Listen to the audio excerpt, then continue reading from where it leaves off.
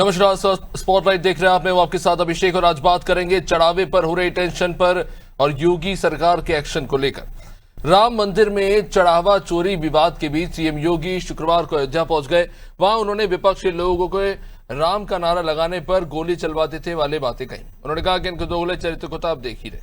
राम मंदिर बन पाए इसके लिए कांग्रेस ने एड़ी चोटी का जोर लगा दिया था, ये उनके वक्तव्य। सुप्रीम कोर्ट में बेशर्मी के साथ कहा था कि राम तो हुए ही नहीं। वही कांग्रेस आज अयोध्या पर बहुत मचल रही। सीएम योगी ने सपा को भी इस पर निशाने पर लेते हुए कहा कि सपा के दौरे चरित्र को भी देखिए। कहते हैं कि राम भक्तों का अपमान हुआ, कार सेवकों और राम भक्तों पर गोली चलवा देते हैं। माफियाओं की कब्र पर फतिहा पड़ने वाले लोग आज उपदेश देने चले। सीएम योगी ने बताया कि ट्रस्ट के अनुरोध पर सरकार ने एसआईटी की जांच बैठाई है। एसआईटी दूध का दूध पानी का पानी कर देगी।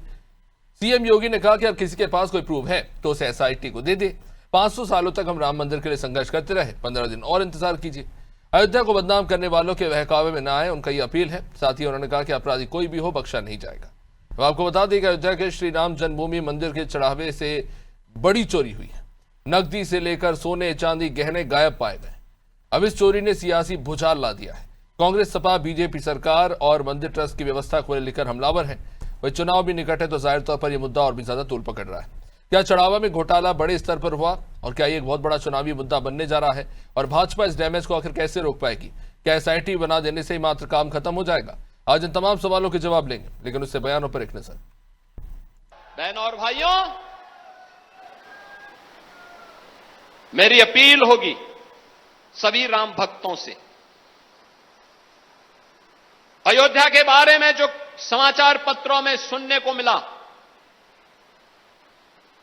हम लोगों ने ट्रस्ट के अनुरोध पर एसआईटी जांच बिठाई है और मैं उन्हें इस बात के लिए कह सकता हूं कि एसआईटी जांच दूध का दूध और पानी का पानी करके रहेगी, उसमें कोई संदेह नहीं। लेकिन मैं सभी से इस बारे में अनुरोध करूंगा, सभी पक्षों से कहूंगा कि कोई भी ऐसी अनर्गल टिप्पणी और बातें न हो जो राम भक्तों की भावनाओं को आहत करती हो, राम भक्तों की भावनाओं को आहत करती हो। अगर किसी के पास कोई डॉक्यूमेंट्री प्रूफ है, वे कृपया एसआईटी को उपलब्ध करवा दें, एसआईटी को दे दें, एसआईटी जांच करके देगी।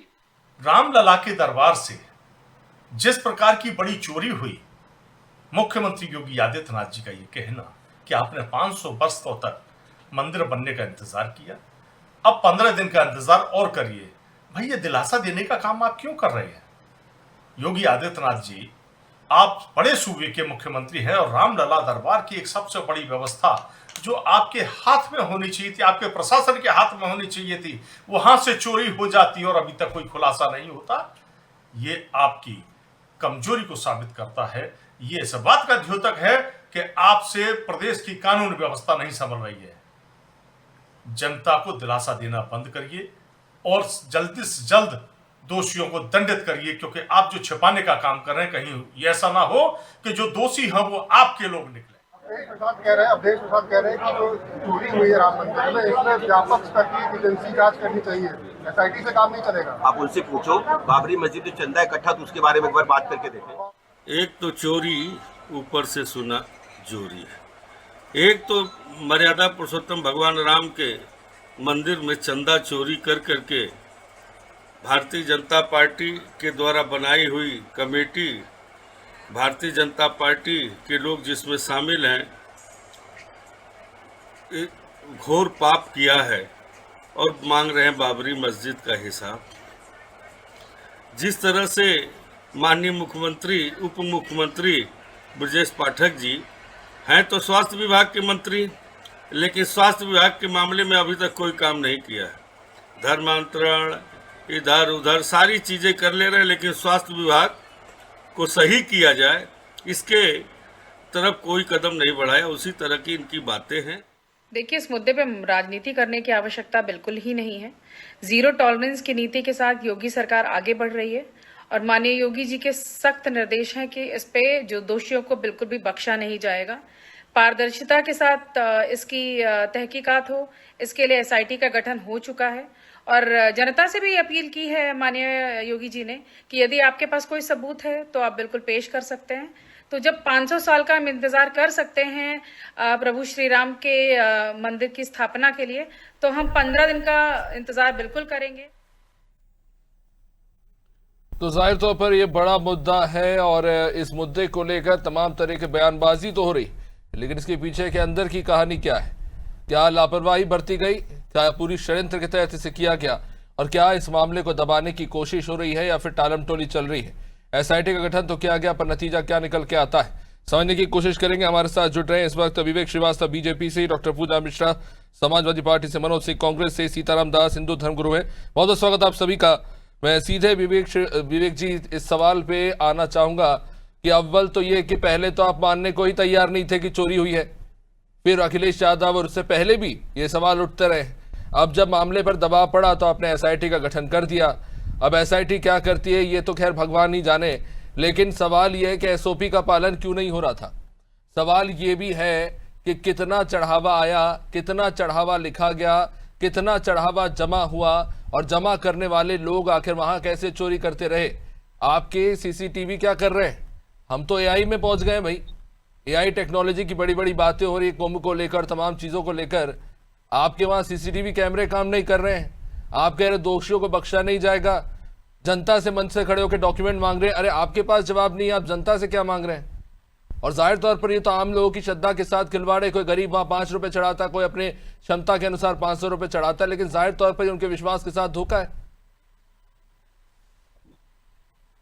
विवेक जी देखिए, अभिषेक जी, आरोप लगा है तो आरोप की जांच होनी चाहिए। ट्रस्ट के निवेदन पे एसआईटी का गठन उत्तर प्रदेश सरकार ने कर दिया।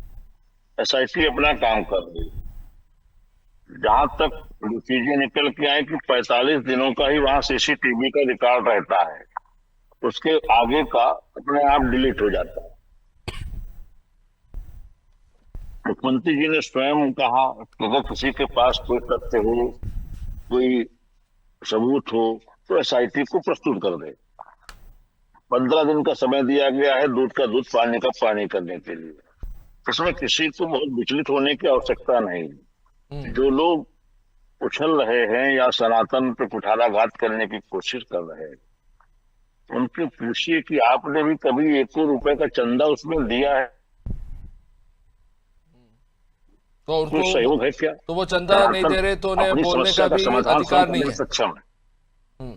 नहीं विवेक जी, मैं एक सिंपल चीज जानना चाहता हूँ। मैं मंदिर जाता हूँ, मैं कोई टिकट या पर्चा लेके तो दान नहीं चढ़ाता हूँ। हम तो अपनी श्रद्धा के हिसाब से जो होगा दान पेटी में डाल देंगे। अगर उसका कोई हिसाब ही नहीं होगा तो आपको कैसे पता होगा कितना गायब हुआ, कितने सालों में गायब हुआ, कितने समय में गायब हुआ और कितने लोगों ने मिलकर गायब किया? ये कोई एक आदमी तो चला नहीं रहा है, मल्टीपल लेवल पर वहां पर ये काम हो रहा है। नियमित हिसाब होता है अभिषेक जी, और नियमित रूप से पैसा जमा होता है। आरोप प्रत्यारोप लगे हैं तो उसकी जांच आवश्यक है। देखिए, अयोध्या का एक स्वभाव, अयोध्या में तो आरोप प्रत्यारोप माता सीता के ऊपर लग गया था, इसमें भी आरोप पर लगा है, इसकी भी जांच हो जाएगी। इससे कोई दिक्कत वाली बात नहीं है। एसआईटी अपना काम कर रही है। मुझको लगता है कि अगर आरोप ये लग रहा है कि वहां पर ट्रस्ट के नीचे काम करने वाले जो लोग हैं वो लापरवाही बरत रहे हैं या उनके खिलाफ सवाल उठा है, तो ये धर्म का मुद्दा कैसे हो गया? ब्रिजेश पाठक कहां बाबरी मस्जिद और उसके चंदे पर पहुंच गए? हम तो बात कर रहे हैं कि वहां पे जो व्यवस्था संभाल रहे हैं, अगर उनसे गड़बड़ी हो रही है या वही लोग मिलकर चोरी कर रहे हैं, तो उस पर अगर विपक्ष सवाल उठा रहे हैं तो उस पर गलत क्या है? ब्रिजेश पाठक जी से जिस तरीके से सवाल पूछा गया उन्होंने उस तरीके से जवाब दिया। जो लोग पूछ रहे हैं वो कौन लोग हैं? उन्होंने कभी रामलला के दर्शन किए क्या? कभी रामलला के पास हाजिरी लगाई क्या? कभी 1 फूटी कौड़ी का चंदा दिया क्या? कभी मंदिर में कोई सहयोग किया क्या? तो वो लोग हैं जिन्होंने कारसेवकों पे गोली चलवाई, निहत्थे कारसेवकों। वो लोग हैं जिन्होंने मंदिर निर्माण में अड़ंगा लगाया। ये वो लोग हैं जो राम को काल्पनिक पात्र बताते थे। इन्होंने उपहास का कोई अवसर छोड़ा नहीं। आज भी उपहास ही कर रहे हैं। इनका सनातन से या इस विषय से कोई लेना देना नहीं है। लेकिन क्योंकि सनातन का विषय है, सनातनी अपने आप में सक्षम है। यदि आरोप लगा है तो इसका भी दूध का दूध पानी का पानी करके मानेंगे। सरकार ने एसआईटी गठित की, 15 दिन का समय उन्हें दिया गया है, सारी चीजें स्पष्ट हो जाएंगी। इसमें किसी को उछलने की आवश्यकता नहीं है। चलिए, मुख्य विपक्षी दल से ही पूछ रहे थे। और क्या कहेंगी डॉक्टर पूजा जी इस पर? 15 दिन में एसआईटी जवाब दे देगी? आप लोगों ने तो कभी चंदा भी नहीं चढ़ाया, कभी राम मंदिर गए भी नहीं, तो आपकी कोई सहभागिता भी नहीं, तो इसलिए चोरी पर बोलने का आपका कोई अधिकार भी नहीं। आपको नमस्कार, साथी प्रवक्ताओं को भी नमस्कार मेरा। और ये जो 15 लोगों की टीम गठित हुई है, जिनमें इन्होंने व्यक्तियों को रखा हुआ है और सरकारी कर्मचारी भी उसमें है 15 लोगों में, उनकी सैलरी में क्या हमारे जो जनता है, आम जनता की, उसका टैक्स पेयर का पैसा नहीं जाता है क्या? उसमें तो मुसलमान का भी टैक्स पेयर का पैसा जाता है, और वो नहीं जाएगा, सिख का भी जाता होगा, और जो है जो अलग अलग धर्म के लोग हैं उसका वहां पे नहीं जाए। और ऐसे ही अलग अलग स्थानों पर हम सारे जगह टैक्स दे रहे होते हैं और हम बहुत सारी जगहों पे नहीं जा रहे होते। इसका मतलब है कि भाजपा को ये आजादी दे दिया जाए, वो करप्शन करेंगे और उस पर सवाल ना पूछा जाए। क्यों? क्योंकि आपने चंदा नहीं दिया। ये कैसा प्रश्न होता है? आप भगवान श्री राम जी के मंदिर नहीं गए अयोध्या बनने के बाद में, चारों शंकराचार्य जी भी नहीं गए। अब उनसे ज्यादा सर्वोच्च पद किसका होता है सनातन धर्म में? ना तो वो जो है प्राण प्रतिष्ठा के टाइम पे गए हुए थे, माननीय प्रधानमंत्री जी कर रहे थे पूजा, चारों शंकराचार्य होने के बावजूद भी, जब जो सर्वोच्च पद पे आसीन है वहां पे जो पूजा माननीय प्रधानमंत्री जी कर रहे थे वो भी नहीं गए थे। इसका मतलब है कि आप चोरी करेंगे। हम कह रहे हैं अभिषेक जी कि आप चोरी करेंगे, ऊपर से सीना चोरी करेंगे, और आपसे प्रश्न पूछा जाएगा तो कहेंगे भाई आप प्रश्न क्यों नहीं पूछ सकते? भारत देश का हर एक नागरिक को अधिकार है, अगर कहीं करप्शन चल रहा है तो उस पर प्रश्न पूछने का। और ये आज से नहीं चल रहा है। आपको ध्यान होगा 2 साल पहले भी ऐसे भगवान श्री राम जी की मुकुट खो गई हुई थी, उसको ढूंढा गया, 2-4-5 महीने तक ढूंढते रहे, तब जाकर के वो मिला एक ट्रस्ट मेंबर के घर अलमारी के नहीं, पर वो तो कह रहे हैं कि आप सिर्फ इस मुद्दे से अपनी राजनीति चमकाना चाहते हैं क्योंकि चुनाव नजदीक है, आपको कोई लेना देना नहीं है मंदिर से और उसकी दान से। करते ही क्यों है? ऐसी हरकतें करते ही क्यों है? ऐसी हरकतें करते ये बोल रहे हैं कि हमें सिखा रहे हैं। जो इनके ट्रस्ट में मेंबर बने हुए चंपत राय जी, वो जो है आशाराम बापू का स्वागत करते हैं, रेपिस्टों का स्वागत करते हैं। आप बताइए, अब वहां अयोध्या में, और कह रहे हम नहीं जा रहे हैं, तो क्या वो आशाराम के जाने का स्थान है, वहां पे स्वागत किया जाएगा? ये बोलेंगे। आंकड़े क्या है पूजा जी? आंकड़े क्या है? शुरुआत में चंद करोड़ कहे जा रहे थे 7 जून को जब अखिलेश यादव जी ने पहला ट्वीट किया, और अब बढ़ते बढ़ते ये राशि अब अनुमानित 200 करोड़ बताई जा रही है। क्या वाकई में वास्तविक आंकड़ों के आसपास भी है? महज 1% है, ये महज 1% है, ये 100% का। अभिषेक जी, सिर्फ ये इतना आज का मामला नहीं है ना, ये महज 1% है। अगर ये जांच, हालांकि जांच किस दिशा में की जा रही है? तो हो सकता है कि मंदिर ट्रस्ट के अंदर बेईमान लोग बैठे हो और वो बेईमानी कर रहे हो, लेकिन उसके लिए आरोप बीजेपी पर लगा देना क्या ठीक है? तो बीजेपी क्यों आकर के कह रही कि नहीं आप सनातन पे कुठाराघात कर? सनातन पे कहां से कुठाराघात हो गया? सनातन इतना कमजोर हो रखा हुआ है कि वहां पे हो रहे करप्शन पे प्रश्न पूछ लेंगे तो कुठाराघात होने लग जाएगा। सनातन को क्या समझ रखा है? जो शाश्वत है, हमेशा था, है और रहेगा, चाहे हम रहे, आप रहे, नहीं रहे। इसका मतलब सड़क जैसे खुद गड्ढा हो गई, जमीन छीन करके आपने बेच डाली, वहां पे अरुणाचल प्रदेश के मुख्यमंत्री के बेटों के नाम पे जमीन हो रखी है, इनके मंत्रिमंडल लोग जमीन खरीद रखे हुए हैं, उस पर आप प्रश्न कर लेंगे कहाँ से सनातन आ गया यहाँ पे? आप चाहते हैं आप लूटते रहे और आपसे प्रश्न हो जाएगा, सनातन आ जाएगा। चलिए समझ लेते हैं कांग्रेस का इस पर क्या कहना है। मनोज जी, किस तरह से देख रहे हैं इसे? अखिलेश यादव जी ने सवाल उठाया था, उसके बाद अब योगी सरकार ने इसमें एसआईटी का गठन किया और मन से पूरे कॉन्फिडेंस में कहा है कि 15 दिन में दूध का दूध पानी का पानी कर देंगे। आपको विश्वास है? सबसे बड़ी बात है कि 70 साल में पहली बार मैं देख रहा हूं कि चंदा चोरी का आरोप लगा। तो जब तक गांव में लोग कहावत कहते हैं कि बिना आग के धुआं नहीं निकलता, होगा तभी ये बातें सामने आई। जांच में यह पेपर के माध्यम से, टेलीविजन न्यूज के माध्यम से जानकारी हुआ कि कोई उसमें कर्मचारी के घर 10 लाख रुपया मिला और गोबर के नीचे छिपा कर रखा गया था। ये सही है कि नहीं सही है मैं नहीं जानता, लेकिन न्यूज के माध्यम से मुझे जानकारी। तो जो संलिप्त लोग हैं उनको पूछताछ जारी है, तो कहीं ना कहीं कोई ना कोई बात रही होगी। सीसीटीवी कैमरे में वीडियो फुटेज नहीं है, तमाम चीजें हैं। अभी बात हो रही थी कि तमाम ऐसे धर्माचार्य रहे हैं, चाहे किसी भी धर्म के रहे हो, गलत कार्यों में लिप्त पाए जाने के बाद आज जेल में, तो क्या उनके ऊपर आरोप लगाने वाला या जज उनको जेल भेजने वाला सनातन धर्म या किसी धर्म पर? मनोज जी, सीधा इस पर आते हैं। एसओपी का पालन नहीं हुआ, ये तो नृपेंद्र मिश्रा जी खुद ही कह चुके हैं सार्वजनिक रूप से पर इनके ऊपर कोई कढ़ाई की नहीं जा रही है ना, ये जो लोग जिम्मेदार इसको लेकर क्या कार्रवाई होती है बड़ा सवाल है। लेकिन क्या आप मानते हैं कि ये बीजेपी और आरएसएस से करीब है इसलिए इन पर कार्रवाई नहीं हो रही? ना मेरा कोई नहीं है ये, जब उसका डिफेंस कर रहे हैं, खुद आके डिफेंस कर रहे हैं, तो अपने आप इनके ऊपर तो शक जा रहा है। मैं तो कहा नहीं, या किसी ने नहीं कहा, किसी ने इनके ऊपर आरोप नहीं लगा। आरोप किसके ऊपर लगा? जो लोग वहां रख रखाव करते हैं, जो लोगों के हाथ में व्यवस्था है, उनके ऊपर प्रश्न है, ना कि किसी धर्म पर, ना कि पार्टी पर, ना किसी नेता पर। तो अगर ये उसका पक्ष ले रहे हैं, एक तरफा बात कर रहे हैं, तो कहीं ना कहीं इनकी भी प्राथमिकता उसमें रही होगी, या अपने आप को बचाने के लिए ढक रहे हैं। तो देखिए, सच्चाई ये है कि जो भक्त है, जो आम आदमी है, डिफेंसिव मोड पे आप कह रहे हैं कि बीजेपी नजर आ रही है इस मामले में। खैर, सीताराम दास जी भी हमारे साथ है, हिंदू धर्म गुरु है। सीताराम जी, किस तरह से देखें इसे?